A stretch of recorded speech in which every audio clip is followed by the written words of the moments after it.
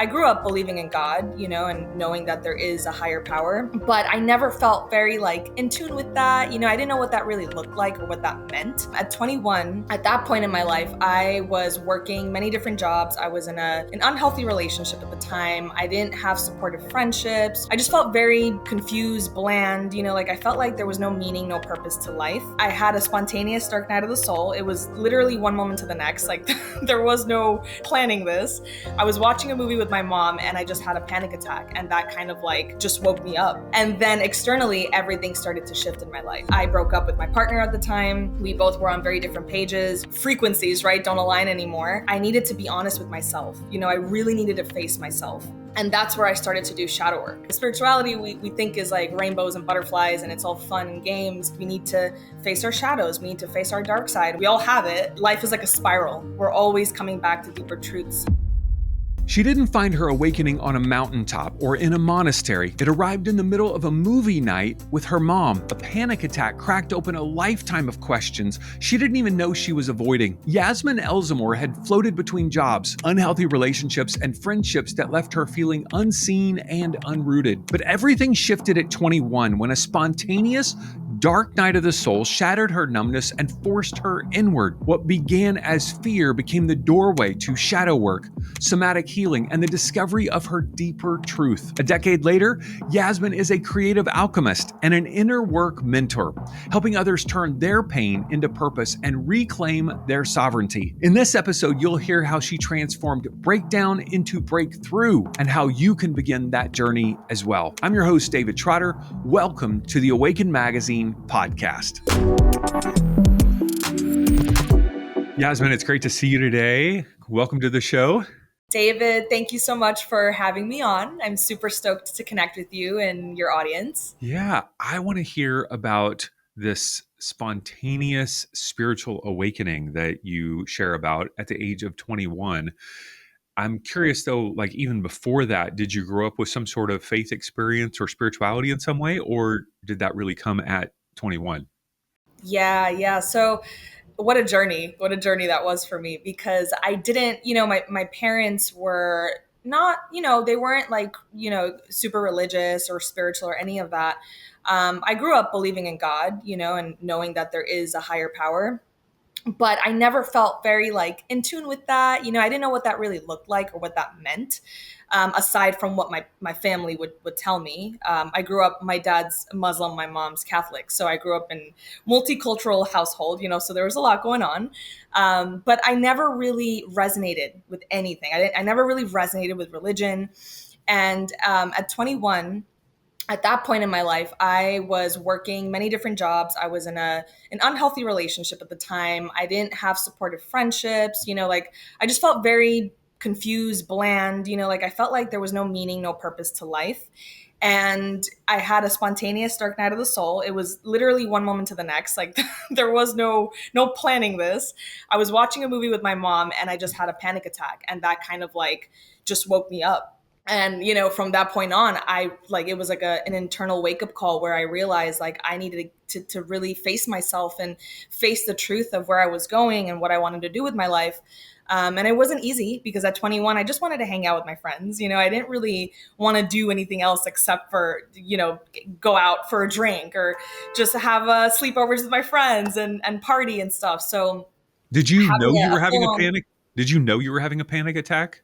No, because I had never had a panic attack prior to that. So I didn't know what that actually felt like. So in the moment, I didn't know that it was a panic attack. I found out, after researching it, and I ended up going to a holistic doctor because I was never very into Western medicine growing up. So a part of me always knew this isn't physical. It felt deeper, it felt spiritual, and I knew it deep in my bones. There's something deeper here. So I went to a holistic doctor, and, he was great. And he really helped me a lot, move through just what I needed to do to kind of get back on my feet physically. And as time went on, I realized this was so much anxiety that I was carrying, so much depression too. I was just my soul felt very heavy. And I knew that I was on the wrong path. I was connected to the wrong people. And so that was the wake up call.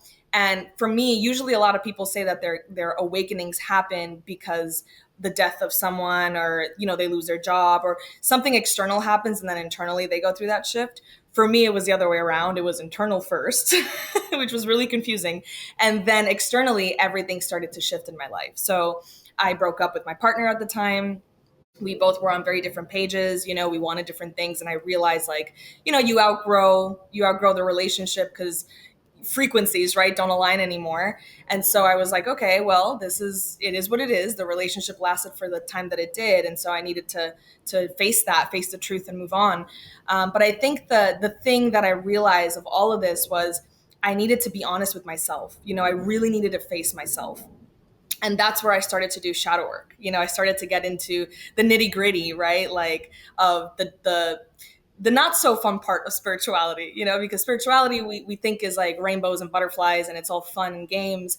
While there is an aspect of that, I think the other part is also quite challenging, because we need to face our shadows, we need to face our dark side, and we all have it, right? We all have a dark side. So how can we sit with that while also having compassion, and not shaming or blaming ourselves for being a certain way or having this dark side? So it's been a journey, and of course it's ongoing, right? We never get to a point where we're like, well, it's done, it's over. Life is like a spiral. We're always coming back to deeper truths about ourselves, about the world around us, about others. So it's been quite the journey. And when you were having that experience with your mom there, how did she process that in that moment and then even in the days afterward? Yeah, good question, David. She was actually pretty confused, because she was like, "Are you okay? Like, is everything okay? Is there anything you want to talk about?" But I didn't. I genuinely didn't know what was going on, so I was like, "I don't know." I'm like living life, right? Like, nothing bad necessarily is happening in my life, so it was mysterious. I couldn't tie it to anything. So she was a bit confused, but she was learning with me, and I'm grateful that, she didn't disregard me, and, she made me feel seen and made me feel heard. Like, my parents both were very, like, supportive, even though they didn't get it. They were like, what is a dark night of the soul? Like, what are you even, are you okay? But they learned over time, they learned what that is, and they started to open up more to what that means, what shadow work is. As I started to grow, I'm grateful that they also started to grow with me. Like, they didn't disregard that. So yeah, that, she was kind of on the path with me, trying to figure it out. But she was also confused because she was like, where is this coming from? This is so random, and you've never had a panic attack before, so obviously something's going on. Hmm. You mentioned that holistic doctor was super helpful. What were some of the other people or resources? Like, how did you even learn about what shadow work was? Like what resources helped you in that process? Yeah, so wow. I mean, I went to all the wellness events, David. Like, I'm telling you, I read all the books, all the like, literally everything, like all astrology. I went through all of it. I went through human design. I went through just learning about myself and how I can better support myself in the journey. Breath work, right? Like, meditation, all these things. Like, I created I would say, like, a plan, a structure for myself, and this was all very new to me. I was a skeptic. I didn't believe in any of this. I was like, this is all woo woo bullshit. Like, you know, I didn't think that this would be supportive at all to my journey, but it was, right? It absolutely was. And it woke me up in so many ways. And so, those were some of the things that really helped me understand myself deeper. And then from there, that's where I started to get into, like, more of the darker side, right? Like, what is shadow work? What does this even mean? How do I, integrate these parts of myself, right? How do I really face who I am, and, help other people also step into their power through the art of shadow work, which is what my work entails now. It's helping people understand themselves and really step into sovereignty through the art of inner work. And, being authentic, right? Because when we do that, we become more authentic, and we are able to shine our light a lot more onto others. And, we're able to fulfill what we came here to fulfill. Hmm. Everybody has their own path, but I'm just curious, did you happen to go down the undergraduate degree path, or did you go more down the working path? Oh, you mean like in Like terms of, early, yeah, like earlier on after high school. yeah, so it's so funny. I went a little bit, I worked for a modeling agency as an agent, as a booking agent. And I was working, again, like I said, several different jobs. I worked in fitness as well. I worked at a hotel. So like so many different random things that I was like trying to figure out Yeah, yeah. what works best for me, right? Like Right. what do I like? What do I enjoy? And while I did enjoy aspects of every job, obviously I really did like that time. When I look back at that time period, it's like I see it with through nostalgic eyes, because it was a version of me that I really enjoyed in that sense. But like shortly after that, I realized like this isn't. I want to work for myself, like this Mm. isn't. I don't really want to work for a corporation. I'm not into the 9 to 5 matrix type of lifestyle. Like I always knew the truth about our reality and what we live in and how like I kind of felt like I was slaving away, Yeah. working for other corporations. I've always been a conspiracy junkie, so so that's something that has always been a thing about me, Yeah, going yeah. down rabbit holes, learning more, like diving deeper. And so I realized like no, this isn't it. Like as much as I'm having fun in these jobs and I'm enjoying learning about myself, I want to work for myself. I want to have full total sovereignty over my life and my work and my creativity and what I choose to do in my life. So yeah, that was kind of like, I dipped my toes a little bit and then I left. I think somebody called 911 next door to you. I know. I live like right next to the hospital. So Oh, you do? Okay. I All right. do. So it's like kind Yeah. of crazy. Yeah, yeah. You're in New York, so people are used to sirens and sounds and all kinds of Yeah. stuff. So it's very So fun. much Yeah, going I on. asked that question about the undergraduate path because some people, like my daughter, she's 26. She loves education. She's getting her master's now. And my son, on the other hand, hates, formal Yeah. education and Yeah. wants to kind of more pursue more artistic Yes. I'm endeavors. like And that. so, Yeah. yeah, yeah, Yeah. yeah. Everybody's got their own path. Everyone's So, different. yeah, Yeah. yeah. And that's the beauty, right? Is that we're all different and we all get to, it's like a big puzzle. We all bring our strengths together. And I think that's beautiful. At what point did you start to feel like you wanted to leverage some of these modalities and resources that had helped you to now utilize those to help others? At what point did that come for you? I would say my mid 20s. So I'm 31 now. And around like 25, 26, I'd say that's when, it really started to kick up for me. Like, I want to actually put this into practice after learning so many things. Um, because I know that wisdom, comes from being forged by the fire. Like I could read all the books and listen to all the podcasts, but if I'm not acting on it or, walking the walk, then I'm not really like truly grasping that concept. So, I really want in my mid 20s, I really wanted to start helping people.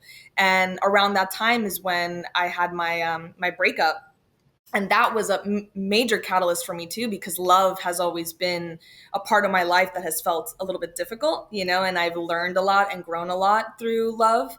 And I'm grateful for it, but it for sure has been painful in many ways. And at that point I was like, I want to help other people understand themselves so they can have healthier romantic relationships as well.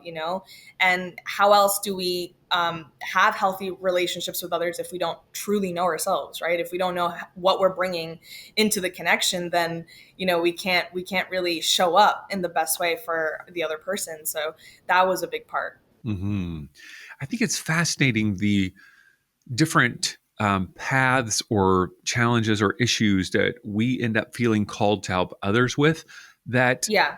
I don't know how to articulate it clearly, but essentially it's in the process, you know, trying to help ourselves as well. Like we're the thing that we want to help others with, we actually struggle with the most. Like for me, my life message is that you have a purpose, you have a dream, you can fulfill it, you have everything that you need, all the resources you need in order to see that to see that vision and that thing come to fruition.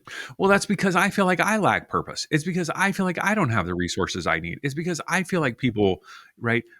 That's why that's my message because Yes. I need to hear it as much as other people need to hear it, Yes. right? So It's so true, weird David. how that happens, It's right? weird. I've thought about Yeah. that. It's the wounded healer, right? Like Right. it really is the wounded healer, the archetype of the wounded healer where we struggle with it. And in order to really grasp it and understand it, we need to share that with others too, you know? So relationships have been that thing for me, you know, where it's like, I need to really understand myself in relationships so I can like have a healthy relationship, you know? So what's the best way to do it than to like teach others and show others what you've learned on that journey, right? So yeah, it's really fascinating how like that's like a shadow of ours that we kind of project. We don't even realize it. Yeah, yeah. How do you navigate people who might say, "Oh, wow, you're helping others in an area that you struggle with yourself"? Like, how do you, or maybe you even, yeah, I don't know. I have that question inside of myself. Like, geez, am I worthy to help others? Am I equipped to help others in an area where I may kind of struggle? Like, do you process that at all? Yes, David, I process that all the time. Sometimes I feel like a fraud. You know, it's that feeling of imposter, right? Like I'm struggling with this. Like, who am I to help other people with this if I don't have it figured out? And I've thought about this a lot and in depth. And one of the things that, have come up for me in that sense is we're not perfect, right? We're never going to have it all figured out. And that's really liberating, like at the same time, while it might be, just difficult to accept that fact, it's also very liberating to think, listen, no one has it all together and no one has it all figured out. And I don't care how long you've been on the spiritual path or, how many dark nights you've had or how much you learn about yourself, how many times you face your shadow. It's like we're always going to have blind spots and we're always going to lack in certain areas, right? Like we're always going to have weaknesses and stuff. So to me, I've learned that there's so much beauty in medicine in like accepting that and owning that, yeah, I don't have it all figured out, and that's exactly why I'm learning. It's humbling, right? It's this sense of humility where I'm not meant to have it all figured out, but I could still support other people in the best way that I can with the things that I've learned, So yeah, it's definitely like conflicting, and I've had moments where I'm like, I feel like a fraud, like I struggle with this and I've had, not the best love life, but I'm still helping people with that. And for some reason, my advice helps other people and they actually succeed in, in their love lives. But yet I'm still struggling there. So it is very conflicting, like the human experience. Yeah, yeah, yeah, yeah, yeah. Well, I just appreciate your heart and the honesty and the genuineness, right? So much of the time, if it's someone who isn't genuine or isn't being transparent to go, oh no, I struggle in this area and I'm also really good at helping people in that area, and then for me there comes like this connection point to go, oh okay, this person's really authentic, and perhaps they can help me. One of the things that I'm really excited about, you being an executive contributor with Awaken Magazine, is that I really would love to have more people that are under 50 years old that are involved in the leadership in kind of the spiritual community. Oftentimes these awakenings happen kind of in that mid 40s, 40s, mid 40s area, because people are going through divorce, job change, shift, like midlife, like, oh, is this really, all that I want it to be? But I really would love for people in their 20s and 30s to be a part of our movement and a part of what we're doing, so that there can be some of the, you don't have to wait until you have that midlife breakdown Yeah. in order to connect with spirit, in order to Yes. tap into your own power, in order to heal, right? Yes. To do that shadow work. So I anyway, love that. I'm glad you're a part of this conversation. And one of the things So that I'm good. curious about is, anytime I talk to a coach or a mentor, everybody kind of has a name for themselves, because you want to stand out and be unique. And so one of the ways that you describe yourself is as a creative alchemist and an inner work mentor. So I'm curious what that means to you. Yes, of course, David. I'm very multidimensional. I like to do many different things. Aside from coaching, I do photography, modeling. I also am a dancer. So and I'm an author, right? And so there's so many different things that I do that it's always been very hard for me to box myself in. I've always been, and when I have tried to do that, I would find myself feeling very restricted and, like, this doesn't sound like me. It doesn't fit my, who I truly am at the core. And I love integrating all these sides of me. And I think that's a big part of doing like the inner work as well, is finding all these sides, because we're all multi-passionate. We're all multidimensional. It's not just me. It's not just one person. It's like we're all like that. It's just we haven't found it, or we haven't tapped into it, or, like you said before, we haven't really gotten in touch with spirit within, with that creator within, that spark within that we all carry. We all have that. So, I've learned to be okay with having all these different things and all these different like labels and titles and names. And so I put it all together and I was like, you know what? I'm a creative alchemist because I turn my pain into power with my creativity. And that's one of the things that I love doing. I enjoy doing, and I've done that with like the books that I've written, and all the art that I create. When I'm feeling a heavy emotion or I'm going through a difficult time, what I do is I turn to art. I turn to creativity, and that is so healing for my inner child. And I enjoy it so much. And then the inner work mentor, I feel like everyone uses the word coach, right? So I was like, let me like stand out and be a little bit different. And for me, true spirituality is going deep within. It's really about deep within. It's not going outside of ourselves or trying to seek outside of ourselves. It's more of coming back to ourselves, coming back home to who we truly are, and like I said before, facing all sides of us, our light side, our dark side, all sides that need to be integrated. And so, that's where that came from. And so it seems like that the thread that's interwoven in all these multiple passions that you have is, I love that, creative alchemy. You're turning your Yes, pain, just I want to get it in my own head, turning your pain into power and using creativity in the process. So yes, dancing, photography, yes, the writing, yeah. all of it. Yeah. You Yes, know, I exactly. have gone down a number of these paths myself. I've produced and directed 4 feature films on important social issues that are, Wow. one was on Netflix for a couple of years about Oh orphans my in God. India.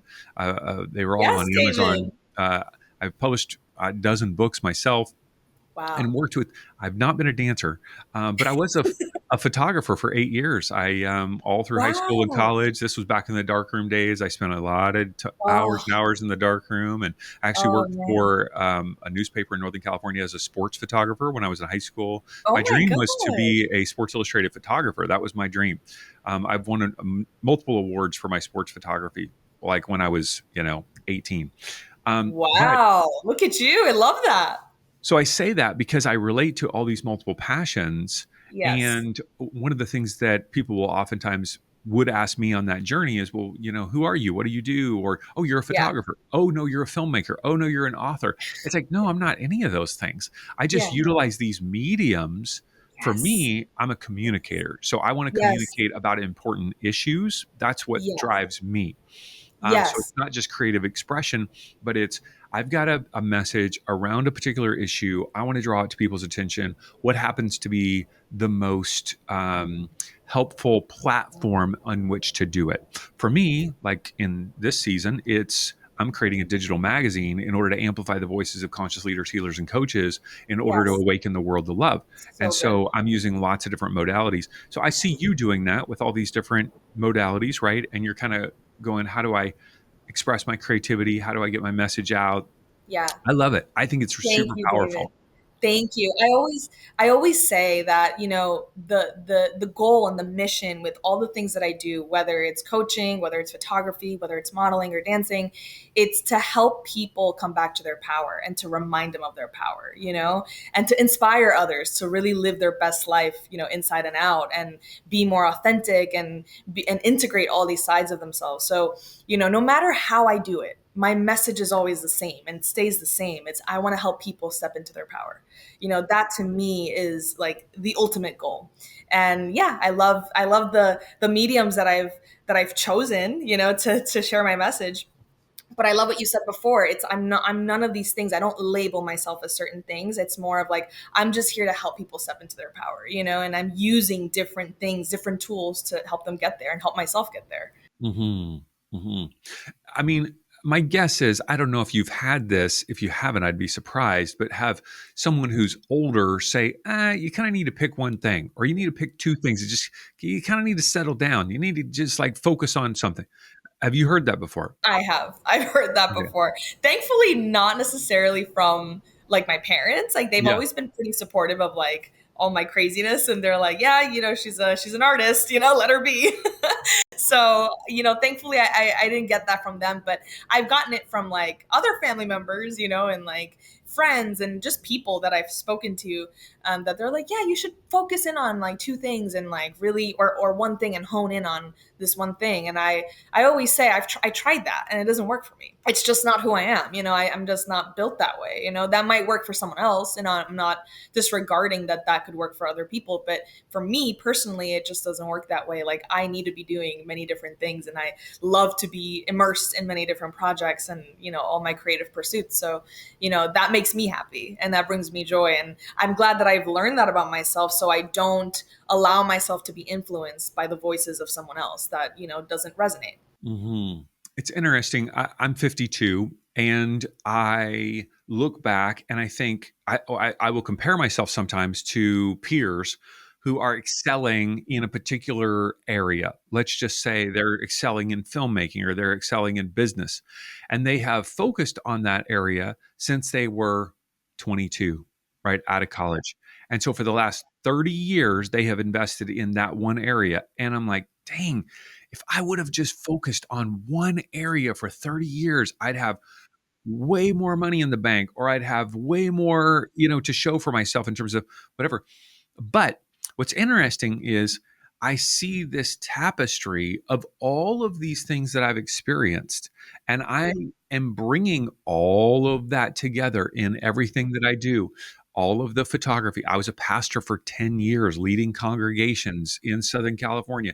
So I'm bringing that to the table. I'm bringing right. So I see the path, that people that are multi-passionate like yourself are on, and go, it might feel a little disparate right now, a little bit kind of over here, a little bit over here and over here. But like the tapestry is being woven, right? And you're having fun doing it and you're impacting lives. But I think it like will even come together, even like, as you look back, now I sound like an old fart, but when you're 40, 50, and you'll be like, wow, I did that modeling because now I'm doing this. Wow, it totally tied together, you know? Yes. It Yes. I just believe it does. Totally, Yeah. totally, David. And I'm already seeing like bits and pieces of that where I'm like, oh, wow, this is something that I did in my early 20s. And now it's like actually helping and supporting me now, 10 years later, So at some point, you're totally right. It weaves together and it does so really beautifully, but you just got to have faith and trust in the path, even if it's not clear. And I've learned that too.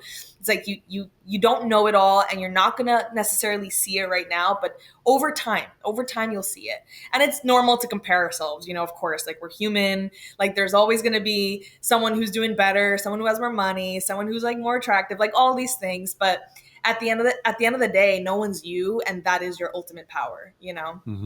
I think one of the things that has been helpful for me as well is the willingness to release something that was really important in one season of life and kind of go, okay, it's a new season. I'm going to release that and focus more on these things. Or have you found that so far, that you're releasing some things and or being involved in it a little bit less or more? For sure, for sure. Yeah, I feel like in my early 20s, I was very much modeling a lot and, very, very into that. Now I find myself that I still do it, but it's not a priority. It's not like this is the thing that I have to do over everything else. Like, I'd much rather be coaching. I'd much rather be speaking. I'd much rather be doing photography, right? Like things like that have taken precedence over, modeling or what I was doing in my early 20s.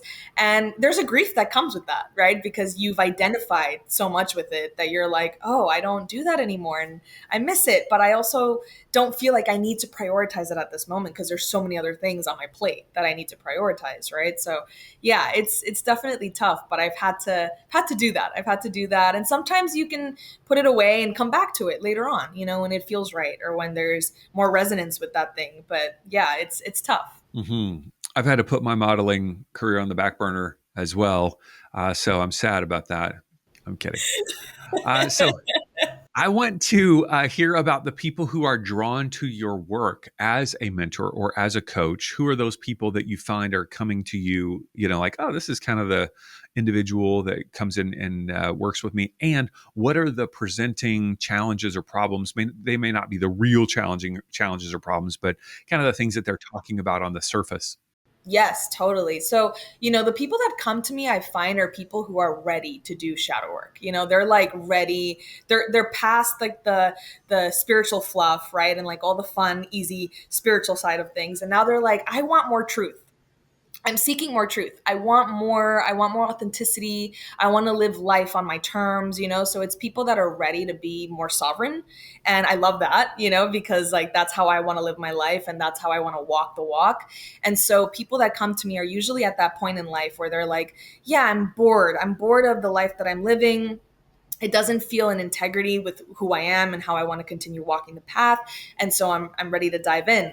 And so, we go deep into our shadows. We regulate our nervous systems, a lot of somatic work as well, because, a lot of the time manifestation and spirituality is spoken about from a very superficial lens where we can manifest things, but if we're not doing that inner work at the same time, then we're not able to really hold it. Or if our nervous system doesn't feel worthy of it, or our bodies don't feel worthy of manifesting a certain thing, then what are we really doing, right? If we can't carry that thing, we can't carry that amount of money, we can't carry that relationship of our dreams.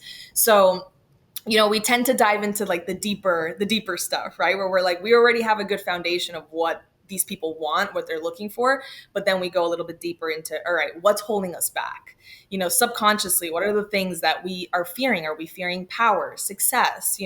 Are we fearing happiness? Like all these things that we may not think about twice, but it's a part of the journey too of if you really want to get to this place, then we really have to face the truth of what's holding us back. So those are a lot of things that we we work on. And the people that come to me, they are usually around, I would say, like late 30s, like early 40s. That's when people, like you said, right, people start to question a little bit more, like, what have I been doing with my life and how can I make it better? And those are my favorite kind of people because they're ready, right? They're ready to dive in. They're ready to do the work. They're ready to commit to themselves and to their journeys and to being a better individual. So, I know you have your magnetic alchemy one-on-one coaching program. What does that look like on a practical level? I come to you, I say, I'm struggling with XYZ. What do you invite me into in terms of that container? yeah. So the container, we go deep in that container. I don't normally like doing one-off sessions because then we can't really see the work, right? Like I'll do it with people that have done a lot of work and they're just kind of coming in to, just check up and see where they're at in life. But usually people that are just starting the journey of shadow work and diving in will work for 3 months, or 6 months or 9 months, depending on what they need, where they're at, how much support they really need. In the container, it's very intimate, so it's very one-on-one. So I like knowing where that person is in life. We usually write down goals for that person and what they see themselves stepping into, like kind of like a vision of what is the ideal you, right? Like, where do you see yourself a year from now, and what do you see yourself achieving and gaining and doing? So we make sure that that's set, and then we start diving into somatic work, we start diving into nervous system regulation, we start diving into learning about like different things about who they are, and how their attachment style, right, like how they relate to relationships or money or just life in general. And so yeah, that's like a lot of like the practical stuff. I like to do things that it's like by basis, like per client, like depending on the client, and what they're dealing with and what they're going through. I'll shift the program around a little bit because I want it to fit them, like I want it to be a good fit. So we'll dive into that and we'll figure out like what is it that they need, and then from there we kind of flow. I try to flow as much as possible in the container as well. What is your ultimate desire or goal for each one of your clients that you work with? My desire and my goal is to see them not come back to me. Like, I know that's crazy to say, but I don't want to see them again. Like once we're done, I want them to fly and leave the nest and be in their power. Like, that to me is the goal. If I see a client that feels happy with my results and our results, and where they were versus where they're at now, that to me is like gold, because it means that we did the work, that we both committed, that we both grew and we learned, because I, of course, as a coach, also grow and learn with my clients. It's never just one-sided. It's always like, two sides, right? So that's the goal. Is I want to see them feel super confident in who they are.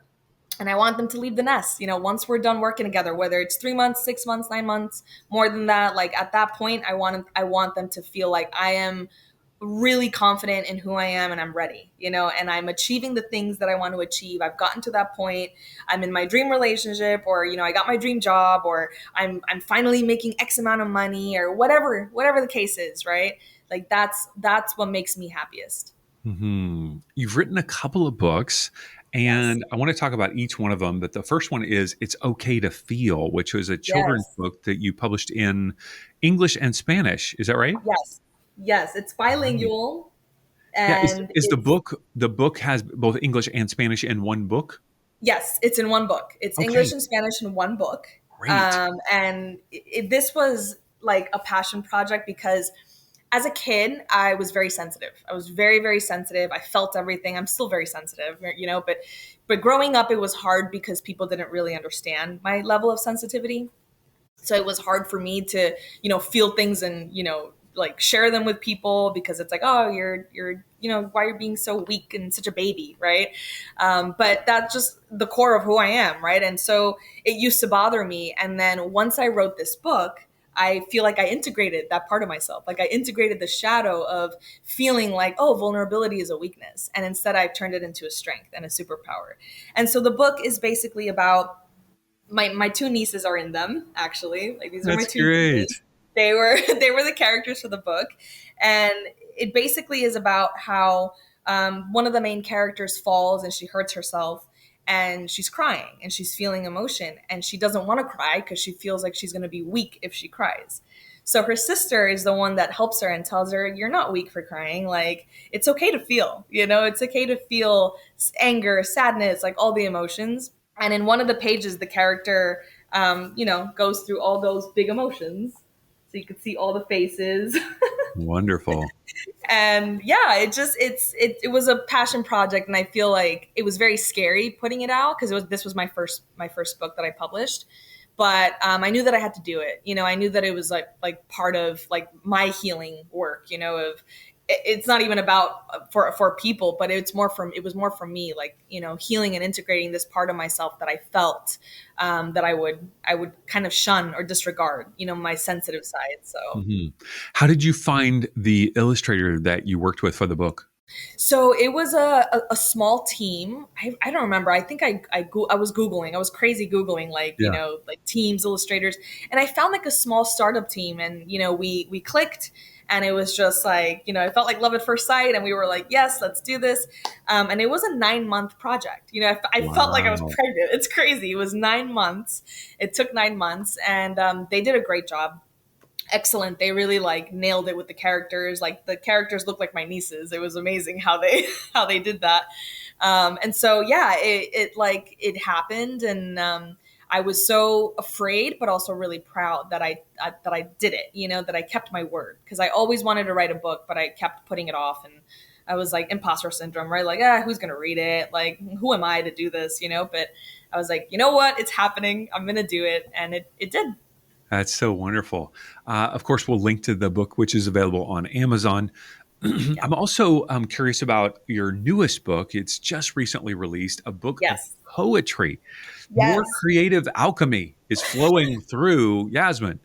It is called Past Life Lovers. I mean, this is Yes. a different audience than It's Okay to Feel. I think this Yes. is, Super different.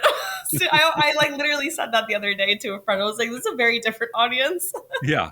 Kids, let's put down the Past Life Lovers and pick up It's Okay to Feel. I love it. So Yes. what motivated you to write this book of poetry? Yeah, I've always loved poetry as a kid. Like I have journals and journals of me just writing and putting, words together and stuff. And after every breakup I had, or every relationship or connection that didn't work out, the way that I would transmute that pain wasn't sharing with others, like, by speaking about my pain. I've always been very inward about that and very private, but I would write. I would write about it. That was my way of releasing sadness, pain, grief.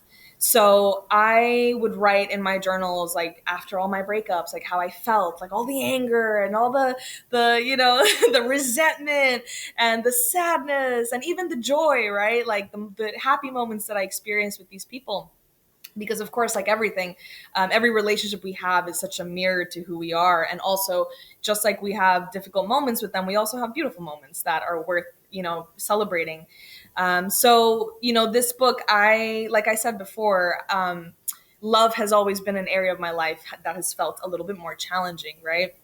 It hasn't come easy to me, and I've had to grow a lot and face my shadow a lot in my relationships. And so I told myself, why don't I just put like the poems that I already had, a bunch of poems in my journal, like laying there. And I was like, I already have so many of these poems laying there, and I have a few more that I wrote in my phone. And I'm like, this has been years in the making. Why don't I just put it together and like actually create a poetry book where other people can relate and resonate to how it feels to experience a very intense connection with someone, sometimes that you don't really understand why you feel this way for someone, but it's like a soul bond, right? And why you experience this with that person, and then put it out for others to see. And so that's where this past life lovers came from. I love it. And yeah, I it's wish like I would have. I'm excited. Yeah, as you're describing like how you responded to heartbreak was like through writing. I thought, I eat donuts. Like that was my response. I, I think I would have Yeah. been a lot better getting a laptop and busting out some poetry. So I do want to hear one of the poems, if you don't mind reading Oh one my for gosh. us. Absolutely, Yeah, and then I want absolutely. to I would hear love to. uh, Yeah, perhaps the you know heart the behind it tone. as well. Yeah. Yeah. Okay. Well, here's one that I remember writing. I think it was a couple of years ago, like 3 years ago at this point, after my last breakup, and it goes like this. It's called "Love Feels Like a Funeral I Keep Attending." I never just fall in love. It's never that simple. I mourn while I'm in it. Even in the honeymoon, even in the highs, there is this subtle grief pressing on my chest that whispers, you know how this ends. Maybe that's what makes love feel so intense. I give like it's my last chance, and I touch like I'm already missing you. I look at someone and imagine the version of me that will have to live without them. It's so messed up, but it's honest. I don't know how to love without preparing for loss. Every I love you comes with a silent, please don't hurt me. Every beginning smells like the end. And yet I keep showing up, and I keep choosing love as if it won't destroy me. And I hope that this time it really won't. Mm. Man, I feel like I would just want to give you a hug. Jeez. That is so powerful. Like that is so Thank you. profound and powerful and like, oh Thank my gosh, you. Thank Yasmin, you. geez. Yes. Yeah, Like that was like when you post hear that, breakup. yeah, when you hear Any your own words, what comes up for you? A lot of emotion. I definitely like I cried putting this together, because I was like, ooh, everything's coming back up. All the memories, all the triggers of like my past relationships.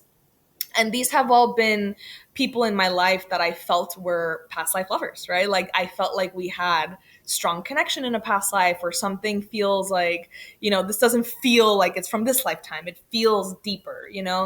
And so, yeah, there was always like that element of that. And for sure, when I put this together, there was so much emotion that came up, and vulnerability has always been something I struggled with. So to actually put this together and to publish it, it's like, that's a different story, like definitely a new version of me is being born through just doing this, so this is the creative alchemy that I'm talking about. Yeah, yeah, I see that. I see that. That is so clear. Yeah.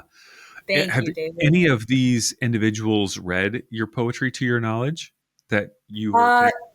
Not yet. We'll see if like anyone does read it. I You're not mean, mailing a copy to each person or anything? I was thinking, should I? Maybe I should. Autograph it. Why This not, right? page 25 is you, just so you know. Thank Listen, you. I've thought about it. David, I've thought about it. I was like, each one, like I have to make it clear, like which one is you? You just should name it by name. Yeah, put their name in there. That's awesome. This It's is like a so Taylor funny. Yeah. Swift. I'm envisioning this like a Taylor Swift past life lovers book, Yes. inspired by Yes, Taylor it kind of Swift. feels like that. It Yeah, kind of yeah. feels like that. It is Yeah. so powerful. Thank you. I actually wrote a full memoir about my own kind of breakdown heartbreak that happened in 2008, which I would not recommend anyone read. It's way too intense. But Oh, I I wrote love intensity. I, I wrote a full memoir of my meltdown, so I know, Ooh, definitely not in a poetry, but it is like so much creative alchemy comes in the yeah. expression of it. I think one of the things that I look back and go, I don't know if I should have put that out there. How soon is too soon to publicly process one's pain or one's process? What would you say to that? Yeah, yeah. That's a really good point, David, because I thought about that, I sat while I was doing my poetry book and putting it together. I like asked myself, am I truly ready to share this with others? Like, have I processed these breakups and all this intensity? And the answer was yes, I did. I feel confident enough. Like, of course, it's always scary, right, to put yourself out there, but I do feel confident enough to be like, this is me on a platter, this is what I've experienced. And I know I'm not alone. I know we've all had similar experiences, right? Like, this is kind of a universal thread, that connects us all, like love, grief, heartbreak. We've all experienced it at some point. And if we haven't yet, we will, right? So like, for me, it was just like, yeah, this is something I want to do because I want to not only like help myself through this journey and like be more vulnerable, but I also want to help people. And this is also a way for me to put myself out there and help other people move through their grief and their heartbreak. So I think it is very important that when we are putting out very vulnerable content, that we ask ourselves first, are we ready? Like truly ready? Like, is this like, where is this coming from? What's the intention? We have to be intentional with our work and our creativity, and that's how I do my things too. It's like being intentional with, am I ready to share this with the world? Like, can I do this without feeling, naked or overly exposed, in front of the world? Like, what does that look like? Right. And it's different thresholds for everyone, right? It just really depends. Hmm. You also have a podcast called Humanity Feels. I I see a do. theme here. Yeah. We're wanting to feel our Yes. feelings. A lot of Yeah, I feeling. love it. I love it. I A love lot it. of feeling happening. What a lot of feeling happening.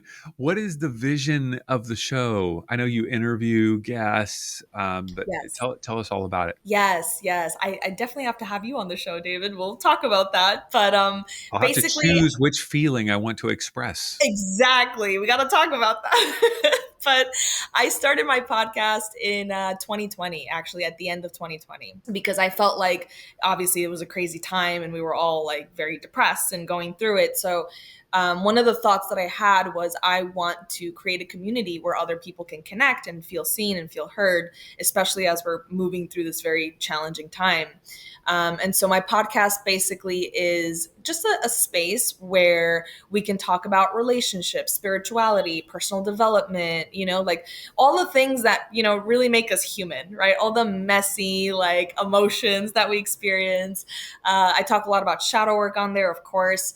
And I have a bunch of wonderful, wonderful people that I've connected with over the years that have become like friends and family to me through, interviewing them. And they're just authentic, amazing, grounded individuals that just want to make a difference, and they want to lead and do good things for the world, right, and make an amazing impact. And so that was what the podcast was for, is to shine a light also on these amazing people that have great messages to share, and also for me to express myself. It was an outlet for self-expression. For like the first 6 months, I used it as, like, I did a lot of solo episodes as I was building up my podcast before bringing people on. I kind of wanted to find my own voice first, and figure out like what I even wanted to share.